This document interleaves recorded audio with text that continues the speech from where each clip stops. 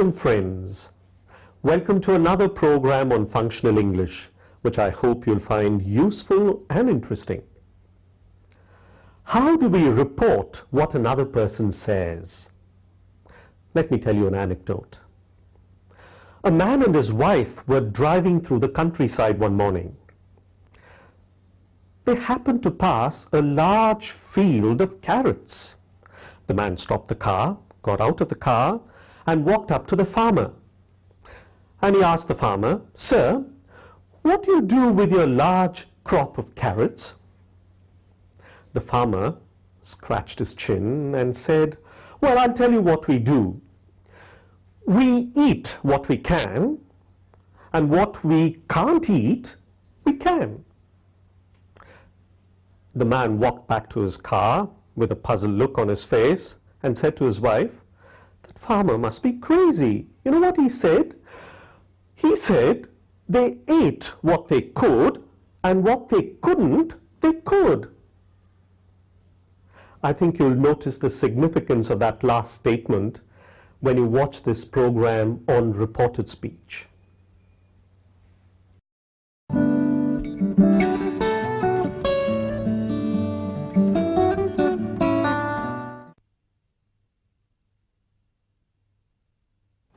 I'm sick of her.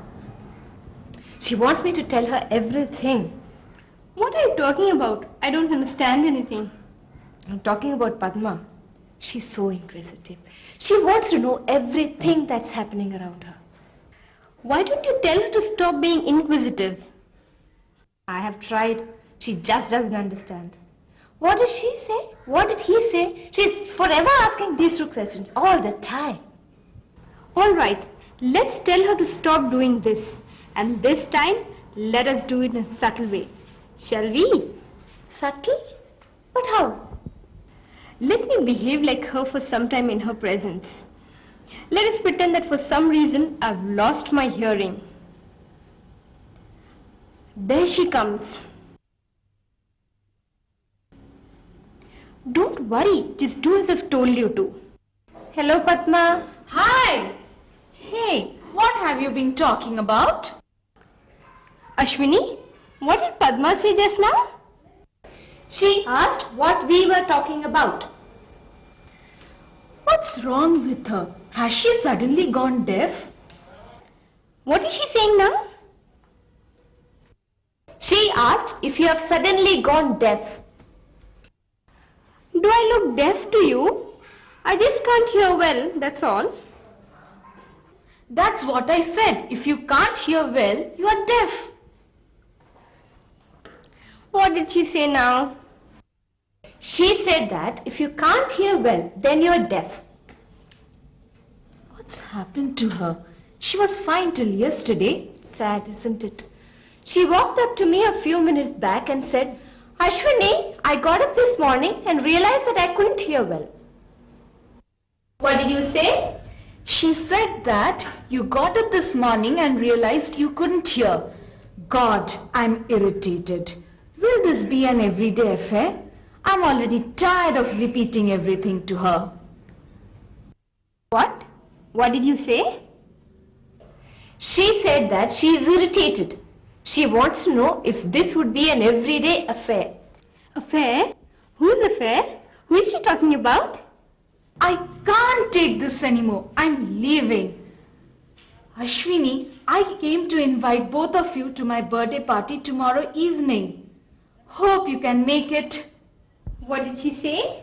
She's inviting us to a birthday party. Wow! Of course, we'll both come to your party. Oh, great. Don't forget to wear your hearing aid.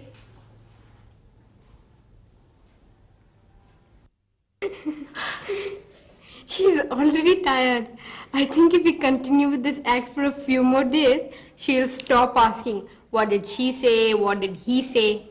Oh yes, I'm sure she would. I dread to think of the scene at the party tomorrow. Let's spare her tomorrow, it's her birthday. Let's not irritate her tomorrow. I shall pretend to be preoccupied with the food. We shall continue with this act from the day after tomorrow. Yes, and that will be Act 1, Scene 2. Yes.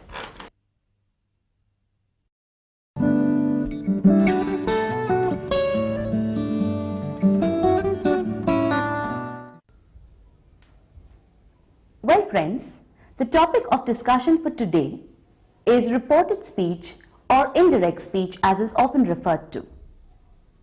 But first, let us see what direct speech is.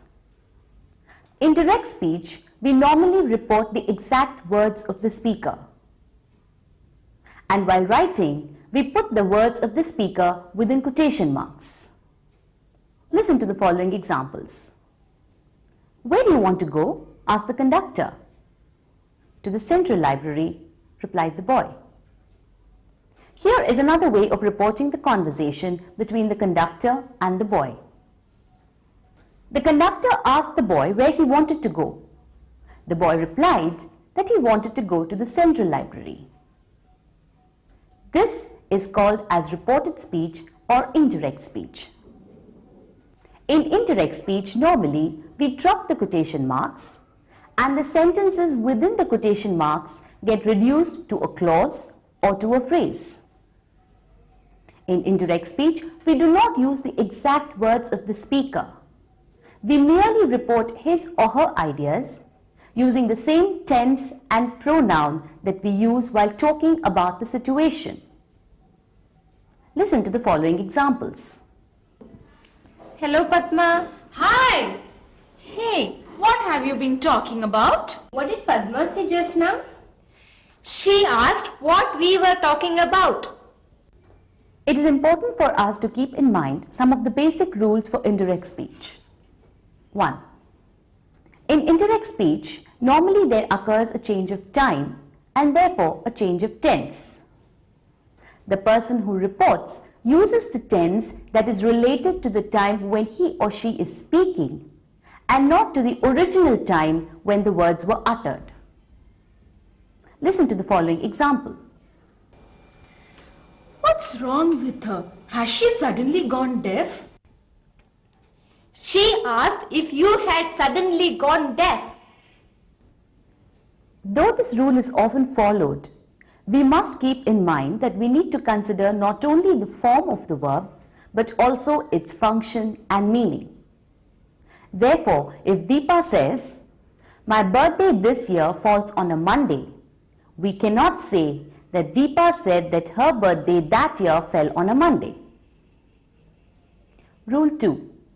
In indirect speech, normally there also occurs a change in pronouns. Listen to the following examples. She walked up to me a few minutes back and said, "Ashwini, I got up this morning and realized that I couldn't hear well." She said that you got up this morning and realized you couldn't hear. 3. In indirect speech, there may occur a change in place and time. Therefore, we may have to bring in a change from words like here, now, and tomorrow to there, then, and the next day. Listen to the following examples. Yesterday was my friend's birthday. He said that his friend's birthday was the previous day. Tomorrow is my birthday. He said that the next day was his birthday. While talking about reported speech, it is very important for us to look into the form of reported questions. In reported questions, the subject normally comes before the verb and the auxiliary verb do is not inserted except in negative questions. Listen to the following examples which will help us understand the form of reported questions better. What is the time? He asked me what the time was. Here we see that there is no subject-verb inversion. We do not say, "He asked me what was the time." In reported speech, there is no insertion of the word do, as in direct questions if there is an auxiliary verb, as is explicit in the following example. What did he say? She asked her friend what he said. Similarly, if there is no WH word in the question, that is, if it is a yes-no type of a question, then words like if and whether are used. Listen to the following example. God, I'm irritated. Will this be an everyday affair? She said that she is irritated. She wants to know if this would be an everyday affair. From the examples shown, we see that the word say in direct questions gets transformed to words like asked and wanted to know in indirect questions. These are some of the basic rules for indirect speech or reported speech. A good grammar book would help you understand some of the other rules. Well, friends, we hope this program will help you carry on your conversation with your friends and colleagues very effectively. Do let us know if our program has been of help to you. Goodbye for now.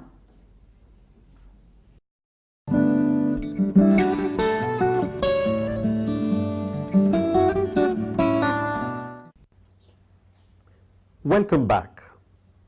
I'm sure you found the program on reported speech extremely useful. Could I make a few additional comments on reporting? Firstly, a word about the two reporting verbs, tell and say. We use tell if we want to mention the hearer or the person spoken to. For example, Bunny's teacher told him that he could leave early. Not Bunny's teacher told that he could leave early. This means that tell is normally followed by an object and then by the that clause. However, we use tell without an indirect object in expressions like tell the truth, tell a story, tell a lie, and tell the time. How do we use the verb say? When we do not mention the hearer, we use say. For example, Bunny's teacher said that he could leave early. Not Bunny's teacher said him that he could leave early. We sometimes use to after say, especially when the words are not actually reported. For example, Bunny's teacher wanted to say something to Bunny. To summarize this point, you tell somebody something or you tell somebody to do something. You say something or you say something to someone. Secondly, let me refer to one or two exceptions to the shifting of tenses in reported speech. When the idea expressed in the reported statement can also be applied to the time of reporting, then there is no real need to change the tense. For example, in direct speech, the world is flat. Now this can be reported as ancient philosophers argued that the earth is flat or that the earth was flat. However, we do not keep the original speaker's tenses if we do not agree with what he or she said, or if we want to show that the ideas don't come from us. Example, in direct speech, the sun goes round the earth.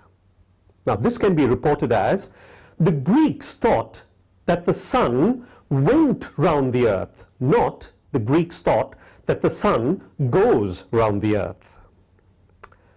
Lastly, we need to remember something very important. When we change a sentence from direct to indirect speech, then what should govern this change should be meaning or function. That is, think of an example. Lothika says to Paul, quote, "Why don't you cook dinner for me?" Now this can be reported as Lothika suggested to Paul that he should cook dinner for her. Not Lothika asked Paul why he didn't cook dinner for her. Even though in form, "Why don't you cook dinner for me?" is a question, in fact, it is a suggestion. Such constructions are often called Wimperatives, that is, they're combinations of WH and imperatives.